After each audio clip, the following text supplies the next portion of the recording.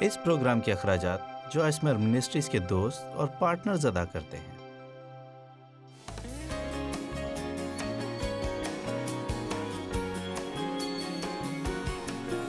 خیر، فیاضی فطری چیز نہیں ہے۔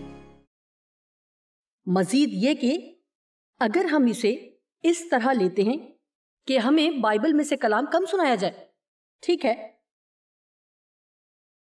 یا پلپٹ پر سے دیے جانے والے پیغام میں روح القدس کی رہنمائی اور مسا نہ ہو، تو یہ دنیا اور زیادہ خود غرض بنتی جائے گی۔ یہی وجہ ہے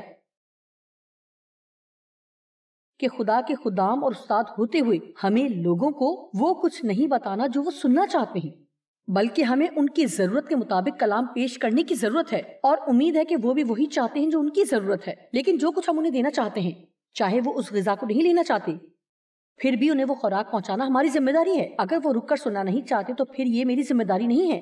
ہماری ذمہ داری ہے کہ لوگوں سے محبت کرے اور ان سے بددل نہ ہو، ان کے لیے دعا کرے اور محبت کرتے ہوئے سچ بولیں۔ آمین۔ سنیے، پولس رسول کے دور میں جب اس نے تیموتھیوس کو لکھا، کلام مقدس میں 2 تیموتھیوس 3 باب کی 2 آیت، اگر ہم غور کریں تو ہمیں آخری دنوں میں دنیا کے حالات کے بارے میں پتہ چلتا ہے۔ کیونکہ آدمی خود غرض محبت کرنے والے زر دوست حقیقتاً صرف اپنی ذات سے حد سے زیادہ دولت کی خواہش رکھنے کی بنا پر انتہائی لالچی، مغرور اور خود سر، شیخی باز، دوسروں کی حقارت کرنے والے ہوں گے۔ وہ دوسروں کے خلاف باتیں کریں گے، ماں باپ کے نافرمان، ناشکر، ناپاک اور دنیا دار لوگ ہوں گے۔ جانتے ہیں، آج کل ہونے والی کوئی بھی ایسی چیز مجھے نظر نہیں آتی جو رہ گئی ہو۔ دیکھیں، پریشان نہ ہو، یہ کوئی بری خبر نہیں ہے۔ یہ ایک دور ہے، ایک وقت اور سال ہے جس میں اس زمین پر رہنے کے لیے خدا نے ہمیں چنا ہے۔ دیکھیں، یہ پرجوش ہے۔ مسیح میں آپ ایک ایماندار ہیں۔ آج آپ یہاں آئے ہیں، ضرور آپ نے کام سے چھٹی لی ہوگی۔ آج جمعے کی صبح ہے، آپ یہاں خدا کا کلام سیکھنے آئے ہیں، اور میں بھی یہی کرنے والی ہوں۔ اور میں یہ ضرور کہوں گی، دنیا کی حالت اس طرح کی ہے، لیکن ضروری نہیں ہے، اور نہ ہی یہ ہو سکتا ہے کہ ہماری حالت بھی ایسی ہی ہو۔ لہٰذا فیاض دل ہونے کے لیے ہمیں ایک دوسرے کی حوصلہ افزائی کرنی ہے۔ کیا آپ جانتے ہیں کہ حقیقتاً بائبل میں ہمیں ایسے حوالہ جات ملتے ہیں جو ہمیں بتاتے ہیں کہ سخاوت کرنے کے لیے مستقل ایک دوسرے کی حوصلہ افزائی کرتے رہو۔ دیکھیں، اپنے دوستوں کے ساتھ بیٹھ کر کھانا کھاتے اور گفتگو کرتے ہوئے صرف اور صرف اپنے ہی مسائل کے بارے میں بات کرنے کی ضرورت نہیں۔ ایسا کیوں نہیں کرتے کہ چند لوگ کھانا کھاتے ہوئے اس بارے میں بات کریں کہ کس طرح آپ دوسرے کے لیے برکت کا باعث ہو سکتے ہیں؟ یہ بہت ہی پرلطف ہوگا، ایسا ہی ہے نا؟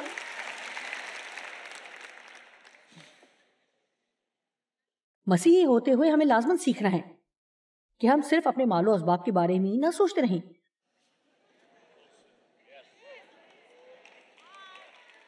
کیونکہ حقیقتاً سچ یہی ہے کہ ہمارا کچھ بھی نہیں ہے، ہم صرف مختار ہیں۔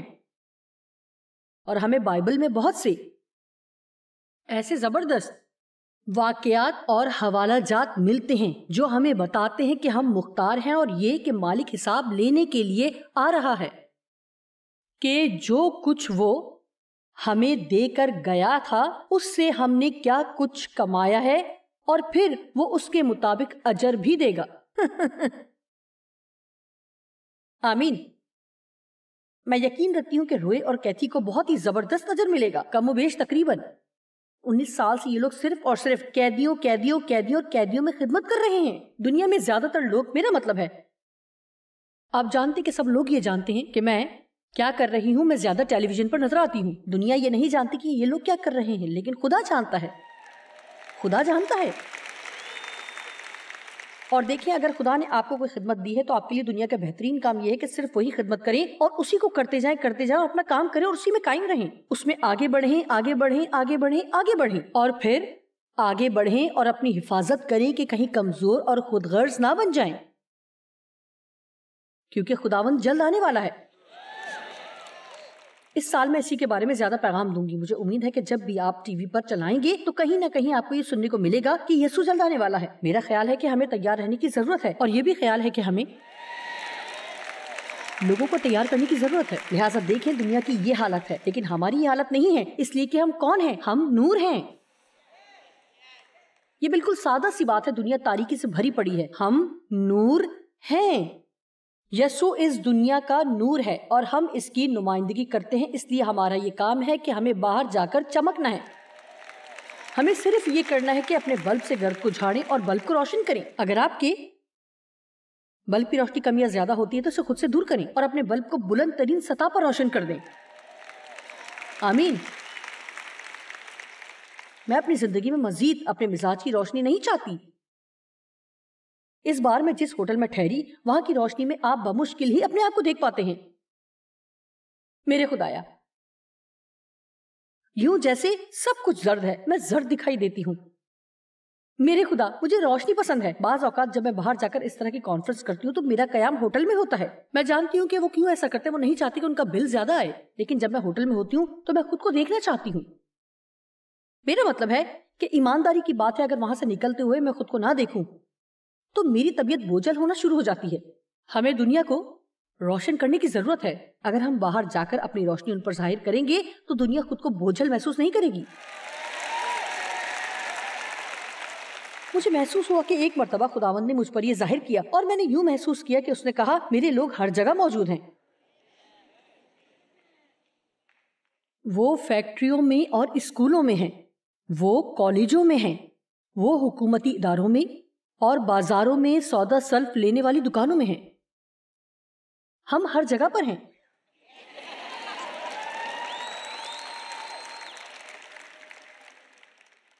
لیکن یہ بات کوئی بھی نہیں جانتا۔ ہم ہر جگہ پر موجود ہیں لیکن کوئی نہیں جانتا، کیونکہ ہم چھپتے پھرتے ہیں۔ ہمیں دوسروں پر اپنی روشنی ظاہر کرنے کی ضرورت ہے، اور یہ کرنے کا سب سے آسان طریقہ یہ ہے کہ ہم لوگوں کے ساتھ نرمی سے پیش آنا شروع کریں۔ دوسروں کے بارے میں گپ شپ کرنے والوں کا حصہ نہ بنے، دوسروں کے درمیان اختلاف پیدا کرنے والوں کا حصہ نہ بنے، غیبت کرنے والوں کا حصہ نہ بنے، بابرکت ہونے کے باوجود ہر وقت بیٹھ کر شکایتیں ہی نہ کرتے رہیں۔ اوہ میرے خدا، میں اتنی پرجوش ہوں کہ کہیں اسٹیج سے چھلانگ نہ لگا دوں۔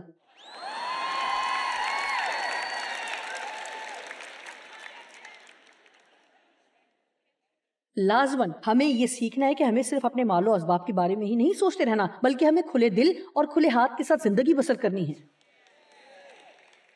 میں صرف ظاہری نہیں بلکہ باطنی طور پر بھی خوبصورت انسان بننا چاہتی ہوں۔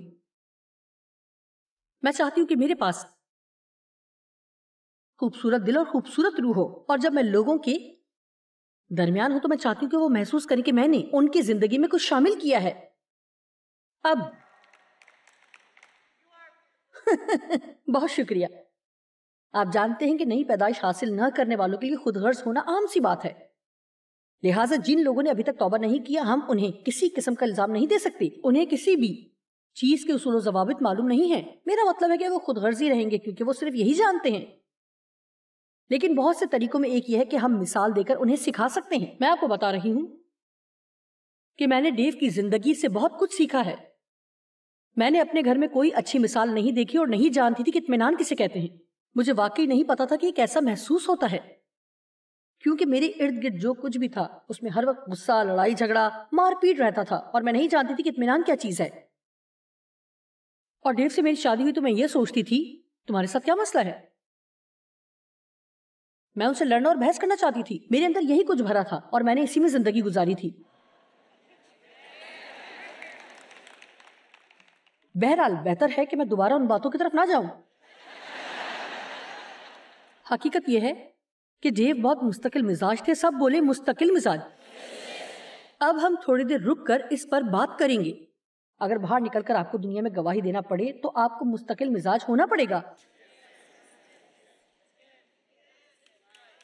آپ کو ہر روز ہر روز ہر روز ہر روز ہر روز ہر روز ہر روز ہر روز اس طرح رہنا پڑے گا۔ سب سے بہترین تعریفی جملہ جو آپ کسی بھی شخص سے کہہ سکتے ہیں وہ یہ ہے، یہ آدمی بہت عظیم آدمی ہے، اور جب بھی آپ ان سے ملے یہ ہمیشہ ہی ایسے ہوتے ہیں۔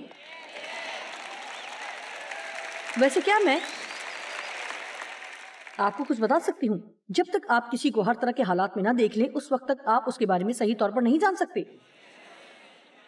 اس لیے ضروری نہیں کہ جس سے آپ شادی کرنے والے ہیں اس کے بارے میں آپ صرف 12 ملاقاتوں میں جان جائیں۔ اتنی ملاقاتیں ضرور ہونی چاہیے جو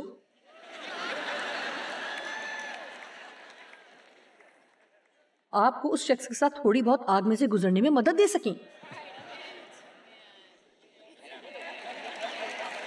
سنیے، آپ کو پتا ہے دیو اور میں نے ایسا نہیں کیا۔ میری اور ان کی 5 ملاقاتیں، شاید 3 نہیں 5 ملاقاتیں ہوئی اور پھر ہماری شادی ہو گئی۔ لیکن میری صورتحال میں کہ میرے ساتھ بہت سے مسائل تھے، لہٰذا خدا کو جلدی کرنا پڑی۔ ایسا نہ ہو کہ ڈیو مجھ سے شادی ہی نہ کرتے۔ حقیقتاً ہماری صورتحال میں خدا کی مرضی تھی۔ میرا مطلب ہے کہ در حقیقت یہ خدا کی طرف سے شاہانہ انتظام تھا۔ آپ جانتے ہیں ایسا عظیم مرد آسانی سے نہیں ملتا جو مجھ جیسی عورت سے شادی کرے اور پھر اپنی زندگی کے ہر لمحے میں خوش رہنے کے لیے مجھے وہ کرنے کی اجازت دے جو میں کر رہی ہوں۔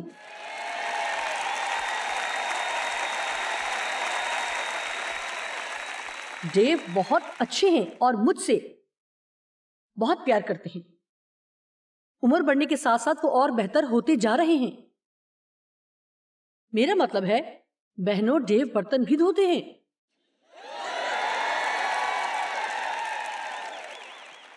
وہ کپڑے بھی دھوتے ہیں۔ میرے کپڑے بھی استری کر دیتے ہیں اگر مجھے ضرورت ہو تو وہ گھر کے اور کام بھی کرتے ہیں۔ اور وہ بہت زیادہ گولف کھیلتے ہیں۔ وہ بیس بال، باسکٹ بال، ٹینس، گولف اور میں نہیں جانتی کہ دوسرا کون کون سے کھیل دیکھتے ہیں۔ وہ فٹ بال، باؤلنگ، میرا مطلب ہے کہ سب کچھ دیکھتے ہیں۔ بال دیکھتے ہی وہ کھیلنا شروع ہو جاتے ہیں۔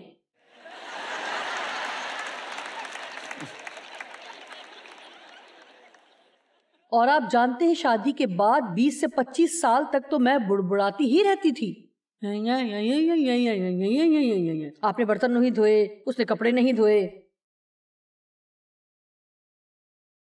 دیکھیں، جو کام آپ کسی سے کروانا چاہتے ہیں وہ کرنے کے لیے صرف سر ہلا کر کسی کو مجبور نہیں کر سکتے۔ ٹھیک ہے، اب آگے بڑھتے ہیں۔ ڈیو کی کہانی کے لیے مزید وقت نہیں ہے۔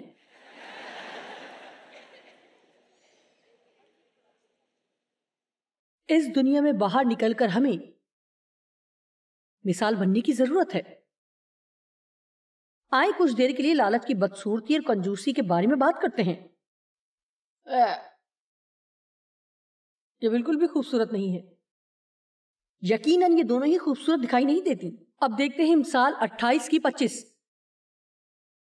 جس کے دل میں لالچ ہے وہ جھگڑا برپا کرتا ہے، لیکن جس کا توکل خداوند پر ہے وہ بابرکت اور فربا کیا جائے گا۔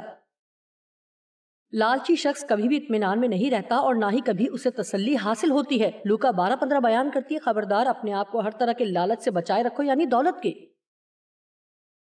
حصول کی بیجا خواہش اور زیادہ سے زیادہ حاصل کرنے کی خواہش سے، کیونکہ کسی کی زندگی اس کے مال کی کثرت پر جو اس کی ضروریات سے زیادہ ہو پر موقوف نہیں۔ لالچ پر قابو پانے کے مختلف طریقوں میں سے ایک یہ ہے کہ ہم انتہائی حد تک فیاض دل بن جائیں۔ یہ اس قدر ضروری ہے کہ پولس نے کرنتھس کی کلیسیا کو بھی اس کے بارے میں بتایا کہ لالچی اور مفاد پرست لوگوں کے ساتھ کسی بھی قسم کا تعلق نہ رکھو۔ وہ کہتا ہے کہ ایسے لوگوں کے ساتھ زیادہ وقت نہ گزارو۔ جانتے ہیں کیوں؟ کیونکہ اس طرح دوسرے لوگ ہم سے دور ہو جائیں گے۔ پہلا کرنتھیوں 5:9-11۔ میں نے اپنے پچھلے خط میں تم کو لکھا تھا کہ حرام کاروں سے صحبت نہ رکھو، یعنی قریبی تعلق نہ رکھو۔ آپ تمام کنجوس لوگوں سے پیچھا نہیں چھڑا سکتے، لیکن آپ جانتے ہیں کہ آپ کو انہیں اپنا بہترین دوست نہیں بنانا۔ حرام کاروں، ناخالص لوگوں سے محبت نہ رکھیں۔ یہ تو نہیں کہ بالکل دنیا کے حرام کاروں یا لالچیوں، اپنی گرفت میں لینے والوں سے یا دھوکہ دینے والے چوروں سے اور بت پرستوں سے ملنا ہی نہیں، کیونکہ اس صورت میں تو تم کو دنیا اور انسانی معاشرے ہی سے نکل جانا پڑتا۔ میرا خیال ہے کہ پولوس کو پاک مکاشفہ ملا۔ پہلا تیموتھیوس 3 کی 8 آیت اور تیتس 1 کی 7ویں آیت میں پولس کہتا ہے کہ لازمی ہے کہ کلیسیائی انتظام چلانے والے لالچی نہ ہوں۔ خیر، ہم دیکھتے ہیں کہ خدمت میں کسی کو برکت ملتی ہے تو وہ پیسے کا غلط استعمال کرنا شروع کر دیتے ہیں۔ وہ پیسہ جو کلام کی منادی کے لیے ان کے ہاتھوں میں دیا جاتا ہے وہ کسی اور جگہ استعمال ہوتا ہے۔ خدمت میں اس طرح کی مثالوں کی وجہ سے دنیا کا رویہ خدمت اور مسیح کے بدن کو اس طرح نقصان پہنچاتے ہیں کہ دنیا کا خدا کے لوگوں کے بارے میں رویہ تبدیل ہو جاتا ہے۔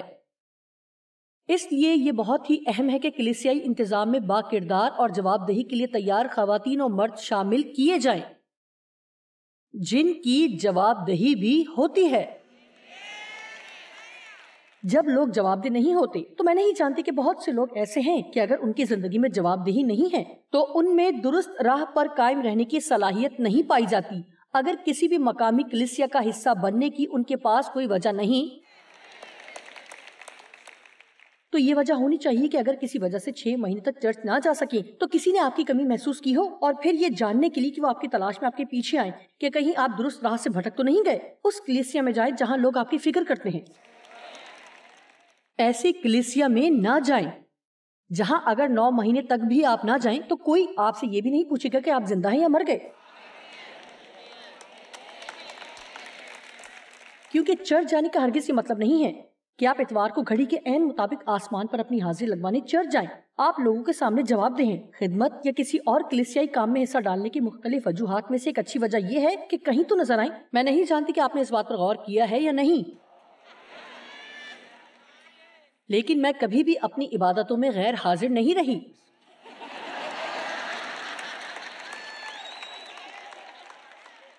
گزشتہ 40 سالوں میں صرف 2 مرتبہ ایسا ہوا کہ میں نہیں جا سکی اور میں نے منادی کے لیے اپنی جگہ کسی اور کو بھیجا، اور دونوں ہی دفعہ میں بہت بیمار تھی کہ میرے لیے ہلنا بھی محال تھا۔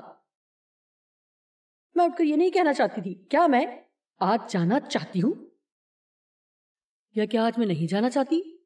میں آپ کو ایک بات بتاتی ہوں کہ میں آپ کے سامنے جواب دہ ہوں۔ ہماری منسٹری کا ایک انتظامی بورڈ ہے۔ اگر میری منادی میں کوئی کمی رہ جائے تو اسی لمحے میرے شوہر عجیب سا چہرہ بنا کر میرے سامنے آتے ہیں، اور اسی طرح میرے 4 بچوں میں سے بھی کوئی میرے پاس آتا ہے۔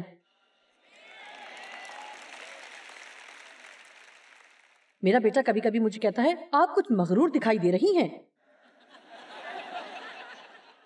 میرا خیال ہے کہ پچھلے ہفتے آپ نے حلیمہ پر پیغام دیا تھا۔ ہمیں جواب دہی کی ضرورت ہے۔ اپنے ارد گرد صرف ہاں ہاں کرنے والے لوگوں کو نہ رکھیں، اور آپ ہی ان کو وہ بتائیں جو وہ سننا چاہتے ہیں، ورنہ وہ اپنی زندگیوں سے آپ کو نکال دیں گے۔ تعلقات ایسے نہیں ہوتے۔ آمین۔ خود غرض شخص ہمیشہ تنگ دل ہوتا ہے۔ میرے پسندیدہ حوالہ جات میں سے ایک مرکز 8 کی 34 آیت ہے۔ پھر یسوع نے بھیڑ کو اپنے شاگردوں سمیت پاس بلا کر ان سے کہا، اگر کوئی میرے پیچھے آنے کی خواہش رکھتا ہو تو اپنی خودی سے انکار کرے، یعنی اپنے آپ کو بھول جائے، اپنی پرواہ کیے بغیر آئے، اپنے آپ کو خود سے لا تعلق کر لے اور اپنے مفاد اور فائدے کی چیزوں کو چھوڑ دے اور اپنی صلیب اٹھائے اور میرے پیچھے ہو لے۔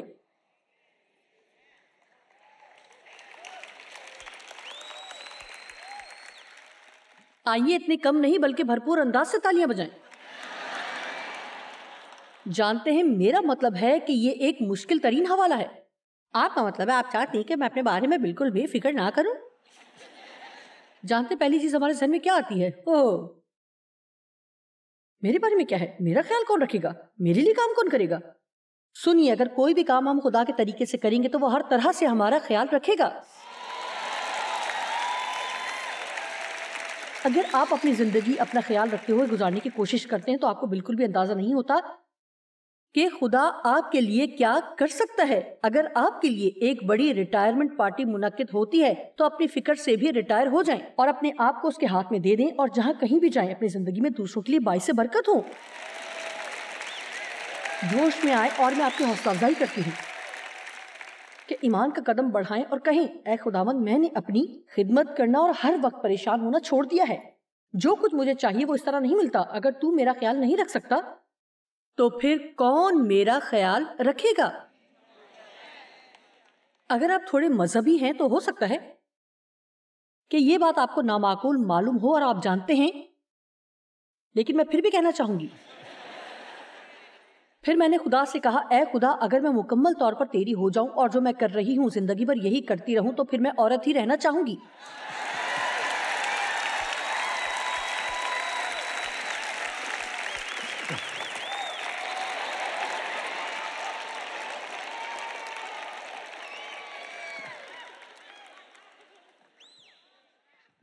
اور تو میری فکر کرتا رہ، خداوند میں مسرور رہ اور وہ تیرے دل کی چھپی ہوئی مرادوں اور خواہشات کو پورا کرے گا. خدا کے پیچھے چلیں تو چیزیں آپ کا پیچھا کریں گی.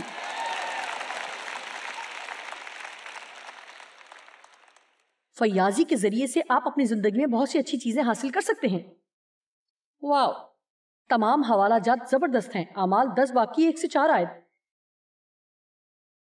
کیسریا میں کرنیلیس نام ایک شخص رہتا تھا. وہ اس پلٹن کا صوبیدار یعنی کپتان تھا جو اطالیانی کہلاتی ہے. اگلی آیت میں یوں لکھا ہے، وہ دیندار تھا اور خدا کی تعظیم کرتا تھا اور اپنے سارے گھرانے سمیت خدا سے ڈرتا تھا. ذرا غور کریں. اور وہ سب یہودیوں کو بہت خیرات دیتا تھا اور ہر وقت خدا سے دعا کرتا تھا. اس طرح یہ شخص دعا گو اور خیرات دینے والا تھا. غور سے سنیے، جب آپ دعا گو اور دینے والے بننا سیکھتے ہیں تو ابلیس بھی رستے سے ہٹ جاتا ہے. دعا گو اور دینے والے بنے. میں بالکل سادہ سی بات بتاتی ہوں. آئیں دیکھیں گزشتہ ہفتے ہم نے کسی کی مدد کرنے کے لیے کیا کیا.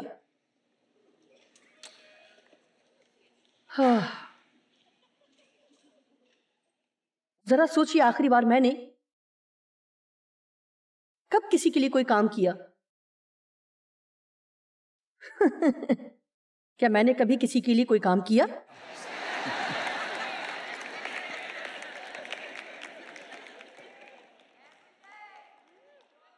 جب خدا میری زندگی دیکھتا ہے تو وہ کہتا ہے خوبصورت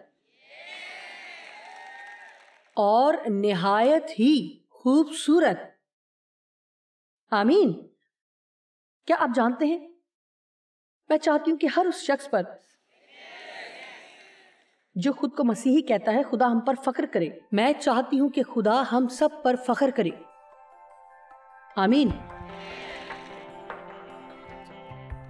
اب وقت ہے کہ ہم اپنے بارے میں فکر کرنا چھوڑیں اور خود کو خود غرضی سے محفوظ رکھیں. آئیں آج خدا سے کہیں کہ وہ آپ پر ظاہر کرے کہ آج آپ کس طرح سے کسی دوسرے کے لیے برکت کا باعث ہو سکتے ہیں. اس طرح آپ کی توجہ اپنے آپ سے ہٹ کر باعث برکت ہونے پر مرکوز ہو جائے گی.